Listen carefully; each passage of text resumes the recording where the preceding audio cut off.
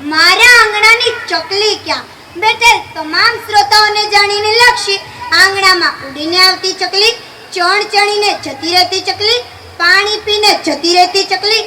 અરે ના હોય, હું પક્ષી ચકલીની વાત નથી કરતી, હું તો મારા જેવી એક નાની ચકલીની વાત કરું છું. જાંજર પહેરી ચમચમ નાચતી હોય, જન્મ ધારણ કરી કુટુંબના સભ્યોને માં શાંતિ દેવીના દર્શન કરાવતી હોય, ચકલી પર પરી જેવું ફ્રોક પહેરી નિત ગાતી હોય, હું તેવી ચકલીની વાત કરું છું. તેને આ ધરતીના લોકો આતુરતાથી તડપતા રાહ જોતા રહ્યા છે. જેના ઘરમાં 1, 3, 5, 7 દીકરીઓ હોવા છતાં પણ સુખી સંપન્ન પરિવાર બનાવતા હતા, પરંતુ આજે ગંભીર ભ્રૂણ હત્યાની સમસ્યા ઊભી થઈ રહી છે. મેરે ઘર આઈ એક નન્હી પરી, એ પરી ક્યાં? તુલસીના ક્યારાની એ કળી ક્યાં? કારણ કે કળીને તો ખેલતા પહેલા જ આપણે સૌએ કુખને કબ્રસ્તાન બનાવી દીધી છે. કુખ તો ન આપી શક્યા, પરંતુ સાથે સાથે હું પણ ન આપી શક્યા. जैसे कोई कली होने वाली थी सुहानी, उसे खाक बना दी शमशान की. પછી પ્રશ્ન પૂછાય છે, મારા આંગણાની ચકલી ક્યાં? કળી ક્યાં? પરી ક્યાં? ગુડિયા ક્યાં? સવાલોની તો ચડી વર્ષી ઉઠે છે, પરંતુ આ સમાજમાં મોટા ગણાતા નેતા, સમાજ સેવકો, પરિજનોને પ્રશ્ન કરું છું કે આ નિર્દોષ કરુણાવાન ચકલીને કોણ ઉડાડી મૂકે છે? ભ્રૂણ હત્યાનો રાવણ કે દહેજનો દાનવ? અરે પહેલાના સમયના માતાના માળામાંથી ઈંડું પડી જાય તો તેની જીવ હત્યા જોઈ ન શકતી, પ્રાર્થના કરતી, ઉપવાસ કરતી તેના જીવના કલ્યાણ માટે. અને આવા તો કેટલાય જીવ બંધ બારણે હોસ્પિટલમાં થઈ રહ્યા છે. બહાર ખોટા બોર્ડ મારીને અંદર ખોટું કામ થઈ રહ્યું છે. અરે ડોક્ટર તો જીવ બચાવે તેને ભગવાન કહેવામાં આવે છે, પરંતુ આજે ડોક્ટર રાક્ષસ બનીને જીવ લઈ રહ્યો છે.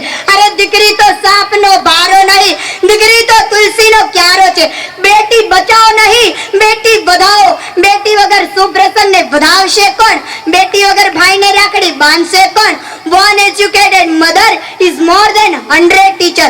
ચાલો સૌ ભેગા મળી નારી જાગૃતિના મૂળમાં યોગ્ય સિંચન કરવું જોઈએ. અરે રાજા રામ મોહન રાય વખતે તો દીકરીને ગર્ભમાં પૂરેપૂરો વિકાસ થવા દઈને દૂધ પીતી કરવામાં આવતી હતી, પરંતુ હવે તો આ દીકરીને જન્મવાનો પણ અધિકાર નથી. અરે શું તમને ખબર છે, આંગણામાં જન્મ ધારણ કરતી આ દીકરીમાં કેટલી મહાનતા છે? તે જન્મી આંગણાને હર્યુભર્યું, પાવન, પવિત્ર બનાવે છે. તે 3 કાળને તારે છે. એક કન્યાદાન બરાબર સહસ્ત્ર તળાવ બંધાવવાનું પુણ્ય થાય છે.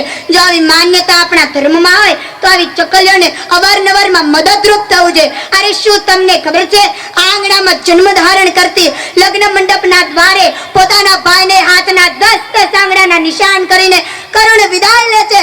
ભાઈ મારે કાઈ ન જોઈએ, પરાયા ઘેરું પારકું પોતાનું માની મારો શુદ્ધ પ્રેમ સૌને આપીશ, પરંતુ આ બાપની બધી મિલકત લઈ લેજે અને સાથે હળી મળી રહેજે. છે આ જગતભાઈઓ ભાઈ કે આ પોતાની બહેનની જેમ પોતાના ભાઈને સર્વસ્વ લૂંટી દે? આ છે આંગણાની ચકલી. સમજી લો, શોધવા નહીં જવી પડે.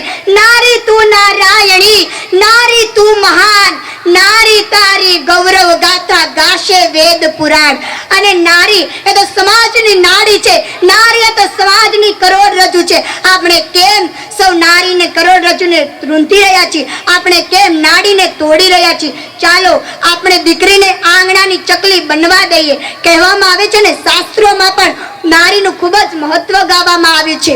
છેલ્લે હું એટલું જ કહેવા માંગુ છું, જે પોતાના ઘરે દીવો કરે તે દીકરો, અને જે પરાયા ઘેર દીવો કરે તે દીકરી. અસ્તુ.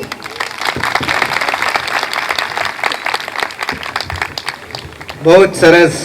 જેણે નારી માટેનું મહત્વ એટલું બતાવ્યું ભૂમિકા બેને કે એને ઘણા લોકોને આંખમાં આંસુ આવી ગયા. મેં જોયો. દીકરી છે વાલનો દરિયો, દીકરી છે ત્યાગની મૂર્તિ, દીકરી એટલે જીવતું જાગતું સમર્પણ. દીકરી વાળું ઘર એ જ તો છે સ્વર્ગ. આવી જ હિંમતનો સાગર કરીને આ દીકરી આગળ વધી છે. એમનો હું ખૂબ ખૂબ આભાર માનીશ કે જે આપણા પ્રોગ્રામમાં આવ્યા અને આટલી સરસ સ્પીચ અમને આપી. હવે હું આમંત્રિત કરું છું કૃષ્ણ વિદ્યાલય કે જે આપણા એરિયામાં છે, નિકોલમાં. કૃષ્ણ વિદ્યાલયના બાળકોએ એક નાનું સરખું નાટક રજૂ કર્યું છે કે જે લગભગ 10 મિનિટનું હશે. એના પછી